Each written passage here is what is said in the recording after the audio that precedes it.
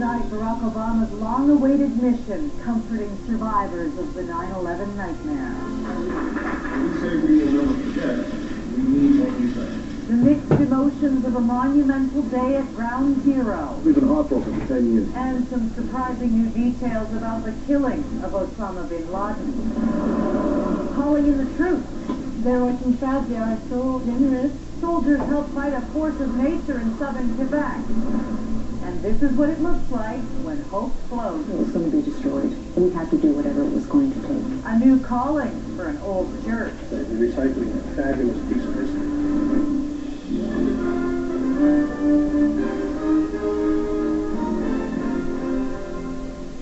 CTV National News with Lloyd Robertson. Reporting tonight, Lisa Leflam. Good evening. For the first time since the September 11 attacks, the grief at Ground Zero was tempered today by a tangible sense of relief. The changing mood arrived with Barack Obama making his first visit as president. He didn't mention Osama bin Laden by name, but victims' relatives say the death of the terrorist mastermind is the best news they've heard in nearly a decade. CTV's Paula Todd has the story tonight from New York. Barack Obama went to Engine 54 Firehouse to personally say thank you and deliver a message. When we say we will never forget, we mean what we say. This firehouse suffered the heaviest losses on September 11th. 15 men died that day. I could see that the president was clearly touched by the sacrifices and by the stories that the firefighters told him. In a city still scarred almost 10 years after the attack, Obama's visit was more than symbolic. He acted as the commander-in-chief, and I'm very proud to be an American, and he did the right thing. It represents something that we've been waiting for 10 years. To me, it's very important. Under a bright, sunny sky, Obama laid a wreath of red, white, and blue flowers to honor the more than 3,000 people who died. The president prayed silently in front of the survivor tree, a pear tree that somehow kept growing after being pulled from the smoldering wreckage of the World Trade Center. Obama did not make any public comments, but spoke privately with 9/11 families. It was just a very amazing moment in our life. He was awesome. We've been heartbroken for 10 years. It's the first bit of good news that we got that the murderer was brought to justice. The solemn scene at Ground Zero was a sharp contrast to Monday night, when New Yorkers spontaneously celebrated the death of Osama bin Laden. New York Senator Chuck Schumer says it's given the nation a boost in the war on terror. We know we're going to win it. So we feel good about all of that, but there's a hole in New York's heart. Obama left New York as he arrived to cheering crowds. Obama's visit was more than a public relations victory.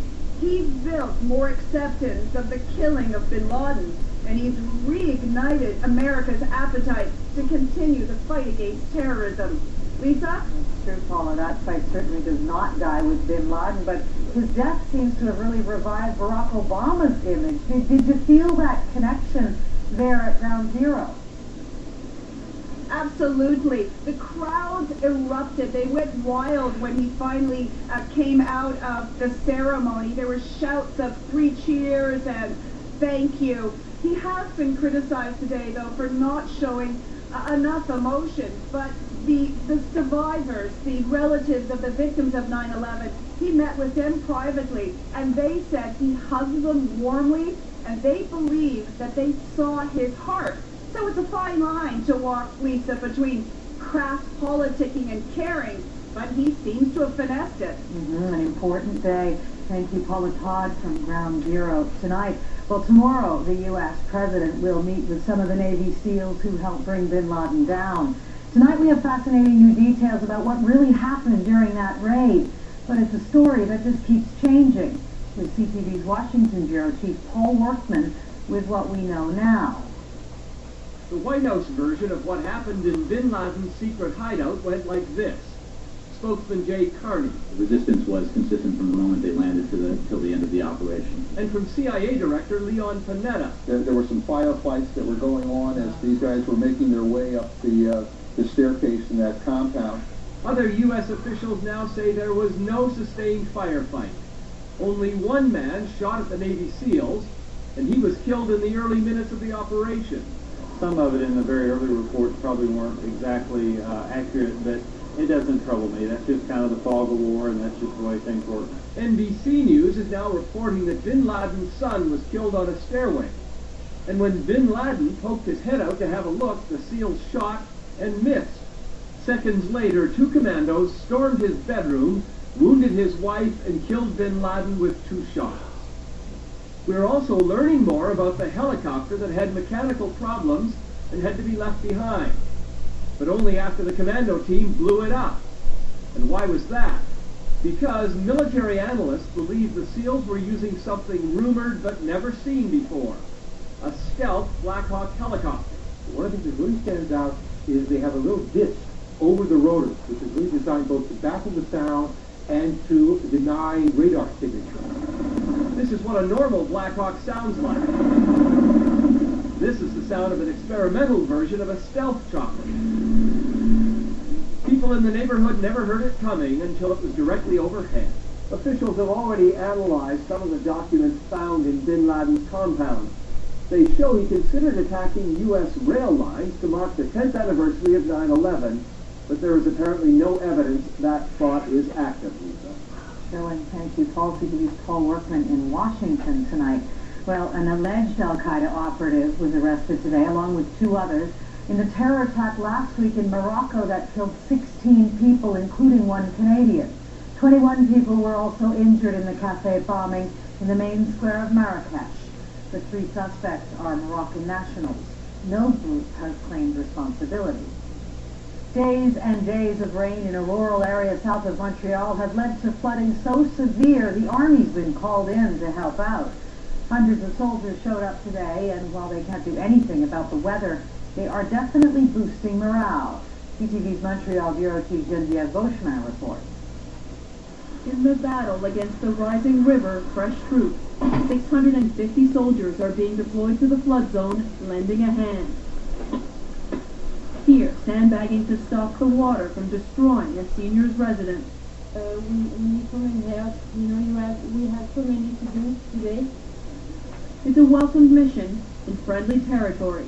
It's really different from Afghanistan, and it's really fun to be able to help people in our province, in our country. And Premier Jean Charest asked for the Army's help after what he says are the worst floods since the devastating torrents in the Saguenay region in 1996. Yeah, I would have loved to have been able to say that these floods are going to recede, but now the water's actually going up. So people are going to have to be patient, and I wish I had better news. In some areas, the Richelieu River overflowed its banks back on April 23rd. Since the water has crept into more and more homes and businesses, and with no drinking water, no bathroom facilities, more and more are being evacuated. And while some residents have lost the fight to save their property, others want to stay to keep pumps going. But they are battle-weary. Many wish boots had hit the ground sooner, that the Army had been deployed days ago. But they welcome the extra hand. Since today, we were filling our own bags and bringing them home. So this is the first day that we actually had some help. In some areas, rain is expected right through until Saturday, and so there's plenty of sandbagging, plenty of work left for the soldiers to do. And once the river recedes, it will leave behind the damage, the lost homes, and the next battle, the massive cleanup operation, will begin. Geneviève Beauchemin, CTV News, Saint-Blaise-sur-Richelieu, Quebec. People in Manitoba are still fighting back floodwaters. Rising water levels are threatening homes along the Assiniboine River west of Winnipeg, where homeowners are busy reinforcing dikes or building new ones. And in New Brunswick, the St. John River has filled its banks in low-lying areas. People in some parts were warned today they may have to leave if the situation gets any worse. Cleanup crews are facing an enormous job in northern Alberta, mopping up after one of the largest oil spills in Canadian history. A crack was discovered last Friday in the Rainbow Pipeline near Peace River, about 500 kilometers north of Edmonton. Nearly 5 million liters of oil spilled from the ruptured pipeline. That's enough to fill 2 Olympic-sized swimming pools. Officials say the leak is contained, but people living nearby are skeptical. CTV's Janet Dirks has more. In northern Alberta, this once pristine wilderness is now soaked with oil. 28,000 barrels of crude leak from a pipeline forming a slick 800 meters long. It's in the water and several meters deep into the ground. Those who live near the spill are worried. I still have a headache, like it comes and goes. In Little Buffalo, 12 kilometers from the leak, the local school remains closed after reports children were sick, nauseous, disoriented. Veronica Okamo says her 6-year-old has been asking questions. Asked me why his legs were hurting, and he asked me if it's because of the oil. The company, Plains Midstream Canada, concedes there is an odor, but insists it cannot find evidence that it's making people ill. The monitors at the site have detected no hydrocarbon levels above Alberta ambient air quality guidelines. First Nations leaders are not so convinced. Ground's still frozen, I think the effects of it, we won't see probably till after the cleanup and beyond. And the chiefs worry the pipeline, built 44 years ago, is simply too old. Is this a disaster, a first one of many? Who knows? Plains Midstream Canada says it regrets any adverse effects from the leak. So far, 6 beavers and 10 ducks have perished. I think it is a wake-up call, and I think it highlights the cost. We can't afford to continue to pollute our rivers. As the cleanup continues, Alberta's Premier has some strong words for the company. We're going to hold them, their feet to the fire to make sure that they're there, and they will have to pay all of the costs. An investigation is ongoing, but credit has already been given to a beaver dam for helping to contain the spill and preventing it from spreading further. Janet Dirks, CTV News, Calgary. Time for a short break, but when we come back, Michael Ignatieff. He lost his seat, but he's found a chair. That's coming up.